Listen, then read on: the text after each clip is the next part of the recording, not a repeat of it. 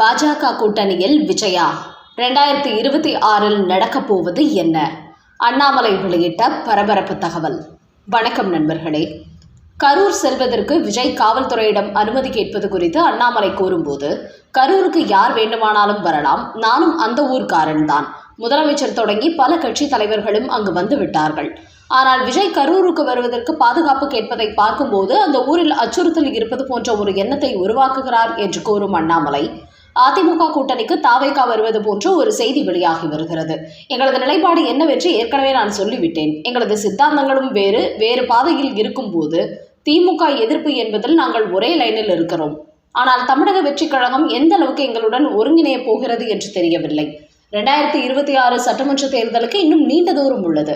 அதனால் அதற்குள் யார் யாருடன் கூட்டணி வைப்பார்கள் என்பதற்கு காலம்தான் பதில் சொல்ல வேண்டும் என்று கூறியிருக்கும் அண்ணாமலை, விசிக தொண்டர்கள் சாலையில் வழக்கறிஞர்களை தாக்கினார்கள். அது குறித்த வீடியோவை வெளியிட்டிருந்தோம். ஆனால் இப்போது திருமாவளவனுக்கு Z பிரிவு பாதுகாப்பு கொடுக்க வேண்டுமாம்.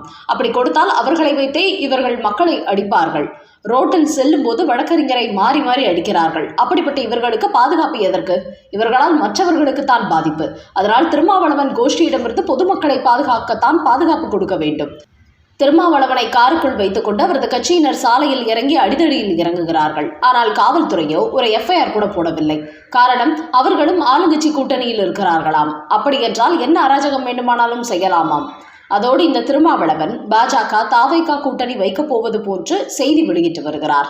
இவர்களுக்கு அப்படி ஒரு கூட்டணி உருவாகிவிடுமோ என்கிற அச்சம் தற்போது ஏற்பட்டுள்ளது. அதோடு கரூர் விவகாரத்தில் நாங்கள் நடந்த உண்மைகளை கூறி வருவதால் இவர்கள் விஜய்க்கு ஆதரவாக நாங்கள் பேசுவது போன்று கருதுகிறார்கள். ஆனால் அந்த கூட்ட நெரிசலில் ஏகப்பட்ட சம்பவங்கள் நடைபெற்றிருக்கிறது. அதை தான் நாங்கள் குறிப்பிடுகிறோம். மற்றபடி விஜயுடன் கூட்டணி வைக்க வேண்டும் என்பதற்காக அந்த கட்சிக்கு சாதகமாக நாங்கள் கருத்து வெளியிடவில்லை. அந்த சம்பவத்தில் 41 பொதுமக்கள் இறந்திருக்கிறார்கள். அதனால் அதை கருத்தில் கொண்டுதான் உண்மை குற்றவாளியை வெளியில் கொண்டு வர பாஜக முயற்சி எடுக்கிறது என்று கூறும் அண்ணாமலை, தமிழக முதலமைச்சர் MK ஸ்டாலினுக்கு தோல்வி பயம் அதிகரித்துவிட்டது. அதனால் மாற்று கட்சியிலிருந்து பலரையும் திமுகவுக்கு இழுத்து வருகிறார். கடந்த 4.5 ஆண்டுகளாக நம்பர் 1 ஆட்சி நடத்திவிட்டோம், மிகப்பெரிய சாதனை எல்லாம் செய்துவிட்டோம் என்று கூறும் இவர் எதற்காக இப்படி ஆள் பிடிக்கிறார்? இவர் சிறப்பாக ஆட்சி நடத்துகிறார் என்றால் மக்களே இவருக்கு ஓட்டு போடுவார்களே. ஆனால் இங்கு எல்லாமே விளம்பர மாடல் தான் நடந்து கொண்டிருக்கிறது. அதனால்தான் MK ஸ்டாலினுக்கு இத்தனை பயம். அதனால்தான் உங்களுடன் ஸ்டாலின் என்கிற பெயரில் முகாம் நடத்தி கொண்டு ஊருக்கு ஊர் ஆள் பிடித்துக் கொண்டு திரிகிறார்கள் என்று கூறும் அண்ணாமலை, 2026 சட்டமன்ற தேர்தலில் மிகப்பெரிய மாற்றம் வரப்போகிறது. அதனால் இனிமேல் எந்த காலத்திலும் தமிழ்நாட்டில் திமுக ஆட்சிக்கு வரவே முடியாது. அதை MK ஸ்டாலின் அடுத்த மே மாதத்தில் புரிந்து கொள்வார் என்கிறார் அண்ணாமலை. அடுத்த செய்தி. 2026 சட்டமன்ற தேர்தலுக்கு முன்பு தமிழ்நாடுக்கு வைக்கப்படும் செக். டெல்லியில் போடப்பட்ட அதிரடி உத்தரவு. MK ஸ்டாலின் வயிற்றில் புலியை கரைத்துவிட்ட செய்தி. கபில் சிபல் தாக்கல் செய்த மனுவை ஏற்க மறுத்த உச்சநீதிமன்றம். பீகாரில் வாக்காளர் திருத்த நடவடிக்கை எடுக்கப்பட்ட போது திமுக உள்ளிட்ட கட்சிகள் இதற்கு எதிர்ப்பு தெரிவித்தார்கள். அதோடு இந்த நடவடிக்கையை ரத்து செய்ய வேண்டும், எங்களது மாநிலங்களில் வாக்காளர் பட்டியல் சிறப்பாக உள்ளது, எந்தவித குளறுபடிகளும் இல்லை என்பது போன்று காங்கிரஸ் ஆளும் மாநிலங்கள் மற்றும் தமிழ்நாடு போன்ற மாநிலங்களிலிருந்து அதற்கு எதிராக உச்சநீதிமன்றத்தில் மனு தாக்கல் செய்தார்கள். ஆனால் அதை விசாரித்த நீதிபதிகளோ, வாக்காளர் திருத்த சட்டம் என்பது பழையன கழிதலும் புதியன புகுதலும் என்பது போன்று செயல்படுத்தப்பட்டு வருகிறது. அதனால் இதை தடுக்க முடியாது என்று மறுத்துவிட்டார்கள். அதோடு பாஜக வழக்கறிஞர் அஸ்வினி உபாத்யாயா உச்சநீதிமன்றத்தில் தாக்கல் செய்த போது, நாடு முழுவதும் வாக்காளர் சிறப்பு தீவிர திருத்தம் நடத்தப்படும், மாநில வாரியாக இது குறித்த அட்டவணை தனியாக அறிவிக்கப்படும் என்று தேர்தல் ஆணையமும் உச்சநீதிமன்றத்தில் விளக்கம் கொடுத்தது. அந்த வகையில் திமுக உள்ளிட்ட கட்சிகள் எவ்வளவு தடுத்து நிறுத்தியும் கூட சார் நடவடிக்கை தடுத்து நிறுத்த முடியவில்லை. இந்த நேரத்தில் தமிழ்நாடு தேர்தல் ஆணையத்தில் உள்ள சில முக்கிய புள்ளிகள் மூலம் தங்களது போலி வாக்காளர் பட்டியலை நீக்கும் முயற்சியில் திமுக தரப்பு ஈடுபட்டு வருவதாக ஒரு பரபரப்பு தகவல் வெளியாகியுள்ளது. அதாவது திமுகவை பொறுத்தவரை தமிழ்நாடு முழுக்க 2034 சட்டமன்ற தொகுதிகளிலுமே போலி வாக்காளர்களை உருவாக்கி வைத்துள்ளார்கள். குறிப்பாக அண்டை மாநிலம், அண்டை நாடுகளில் உள்ள முஸ்லிம்களை கொண்டு வந்து அவர்கள் மூலம் இந்த போலி ஓட்டுகளை போட்டு வருகிறார்கள். அந்த அடிப்படையில் தான் MK ஸ்டாலின் போட்டியிடும் கொளத்தூர், உதயநிதி போட்டியிட்ட சேப்பாக்கம் தொகுதிகளில் 20,000 போலி வாக்காளர்கள் வரை இருப்பதாக பாஜக தரப்பில் குற்றம் சாட்டினார்கள். இது உண்மை என்பதை உறுதிப்படுத்தும் வகையில் தற்போது தங்கள் சார்பில் திமுக தயார்படுத்தி வைத்திருக்கும் போலி வாக்காளர்களை அவசர கதியில் மடைமாற்றம் செய்யும் முயற்சியில் திமுக ஈடுபட்டிருப்பதாக சீக்ரெட் தகவல் வெளியாகியுள்ளன. குறிப்பாக தமிழ்நாட்டில் வாக்காளர் பட்டியல் சரி செய்யும் பணிகள் நடைபெறும் போது போலி வாக்காளர்கள் எத்தனை பேர் இருக்கிறார்கள் என்பது வெளிச்சத்துக்கு வந்துவிடும். இதனால் அதை அனைத்தையும் அதிரடியாக நீக்கி விடுவார்கள். அதோடு அடுத்தபடியாக இதே பெயரில் யாராவது வாக்களிக்கிறார்களா என்பதையும் தேர்தல் வரும்போது கண்காணிப்பார்கள். இந்த நடவடிக்கையின் மூலம் தமிழ்நாட்டில் உள்ள அனைத்து போலி வாக்காளர்களும் நீக்கப்பட போகிறார்கள். இதனால் தமிழக அரசியல் புள்ளிகளுக்கு வயிற்றில் புலியை கரைத்திருக்கிறது. குறிப்பாக திமுகவினர் பெரும்பாலான தொகுதிகளில் கள்ள ஓட்டுகளை வைத்துதான் வெற்றி பெற்று வந்தார்கள். தற்போது அதற்கு இந்திய தேர்தல் ஆணையம் ஆப்படிக்கப் போவதால் 2026 சட்டமன்ற தேர்தல் திமுகவுக்கு மிகப்பெரிய சவாலாக இருக்கப் போகிறது என்பது தெரியவந்துள்ளது. இந்த நேரத்தில் காங்கிரஸ் கட்சி சார்பில் உச்சநீதிமன்றத்தில் பீகாரில் இஸ்லாமியர்களின் பெயர்களை குறிவைத்து வாக்காளர் பட்டியலிலிருந்து நீக்கப்பட்டதாக மூத்த வழக்கறிஞர் கபில் சிபல் மூலம் ஒரு மனு தாக்கல் செய்திருந்தார்கள். நேற்று அந்த மனு விசாரணைக்கு வந்தது. அப்போது நீதிபதி சூரியகாந்த் தலைமையிலான அமர்வு அந்த மனுவை விசாரித்தது. அப்போது அவர்கள் கூறுகையில், நீங்கள் குற்றம் சாட்டிய தொகுதிகளின் வாக்காளர் பட்டியலை வாங்கி சரிபார்த்த போது அங்குள்ள அனைத்து மதங்களை சார்ந்த மக்களின் ஓட்டுகளும் அப்படியேதான் உள்ளது.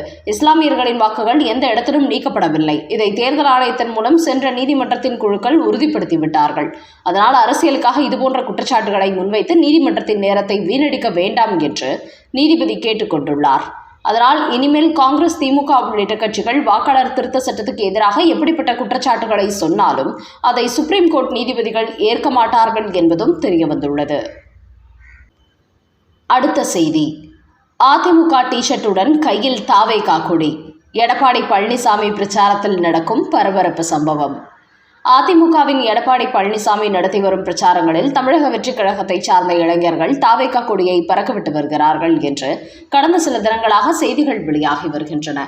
ஆனால் தற்போது அது கடும் விமர்சனங்களை ஏற்படுத்தியிருக்கிறது. காரணம், தற்போது அதை கூர்ந்து கவனிக்கும் போது அதிமுக டி-ஷர்ட் அணிந்த இளைஞர்களே தமிழக வெற்றிக் கழகத்தின் கொடியை கையில் பிடித்திருக்கிறார்கள். இதுபோன்ற எடப்பாடி பழனிசாமி செல்லும் பல ஊர்களிலும் அதிமுக இளைஞர்களே தமிழக வெற்றிக் கழக கொடியை பறக்கவிட்டு வருவதாக தற்போது தகவல்கள் வெளியாகியுள்ளன. அதன் காரணமாக அதை கிண்டல் செய்யும் வகையில் மண்டை மேல் இருக்கும் கொண்டையை மறந்துவிட்டாயே என்று பலரும் கமெண்ட் கொடுத்து வருகிறார்கள். அந்த அளவுக்கு தமிழக வெற்றிக் கழக கொடியை கையில் பிடித்திருக்கும் இளைஞர்கள் அதிமுகவின் டி-ஷர்ட்டை அணிந்திருக்கிறார்கள்.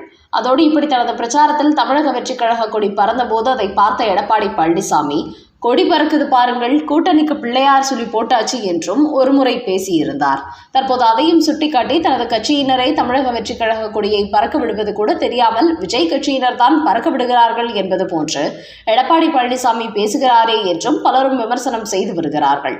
இந்த நேரத்தில் விஜயின் தமிழக வெற்றிக் கழகத்தைச் சேர்ந்த நிர்வாகிகள் தங்களது கட்சி தொண்டர்கள் யாரும் எடப்பாடி பழனிசாமியின் பிரச்சாரத்தில் தங்கள் கொடியை பறக்கவிடக்கூடாது என்றும் கண்டிஷன் போட்டுள்ளார்களாம்.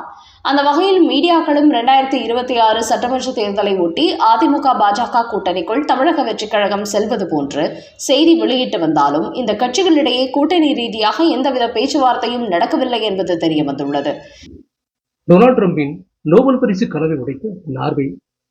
அமெரிக்க அதிபர் டொனால்ட் ட்ரம்ப் இதுவரை 7 போர்களை நிறுத்தியிருக்கிறேன், அதனால் எனக்குத்தான் அமைதிக்கான நோபல் பரிசை தர வேண்டும் என்று வெளிப்படையாகவே கூறிவந்தார்.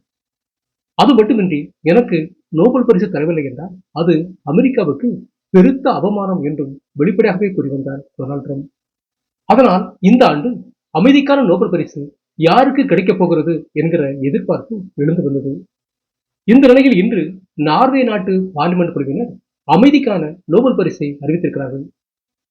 ஆனால் அனைவரும் எதிர்பார்த்தபடி டொனால்ட் ட்ரம்பிற்கு அது அறிவிக்கப்படவில்லை. வெனிசுலா நாட்டைச் சேர்ந்த மரியா கொரினா மச்சோடா என்பவருக்கு வழங்கப்பட்டிருக்கிறது. இந்த தகவல் கண்டிப்பாக டொனால்ட் ட்ரம்பிற்கு கடுமையான அதிர்ச்சியை கொடுத்திருக்கும். அதனால் இதையடுத்து அவர் எப்படிப்பட்ட ரியாக்ஷனை வெளிப்படுத்தப் போகிறார் என்பதை உலகமே எதிர்நோக்கி உள்ளது.